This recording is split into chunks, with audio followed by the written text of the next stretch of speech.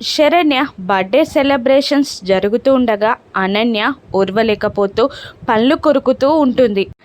Saranya cake cut చేయడానికి chalk తీసుకోగానే అనన్య ఆ చాక్ని లాక్కొని కేక్ని కట్ చేయబోతూ ఉంటుంది. కానీ పిచ్చిది కాబట్టి ఎవరు పట్టించుకోకుండా బర్త్డే సాంగ్ పాడుతూ ఉంటారు. నేను ఈ కేక్ నీకు తినిపిస్తాను అని అనన్య ఒక కేక్ పీస్ని తీసుకొని శరణ్యకి చూపిస్తూ నాతో రా అని అంటూ స్టెప్స్ ఎక్కుతూ శరణ్యని అనన్య పైకి తీసుకెళ్తూ ఉంటుంది. రూమ్లోకి వెళ్ళాక నువ్వు కళ్ళు మూసుకుంటే నేను నీకు కేక్ తినిపిస్తా అని అనన్య అనగానే అలాగే అంటూ అనన్య చెప్పినట్టు తన కళ్ళు మూసుకుంటుంది చేత్తో. అప్పుడు అనన్య ఆ కేక్ని కప్బోర్డ్లో పెట్టేసి తను ఇంతకు ముందు రెడీ చేసిన కేక్ని శరణ్యకి తినిపించబోతూ ఉంటుంది. ఆ కేక్లో ఆల్రెడీ కాంచన విషం కలిపి ఉంటుంది.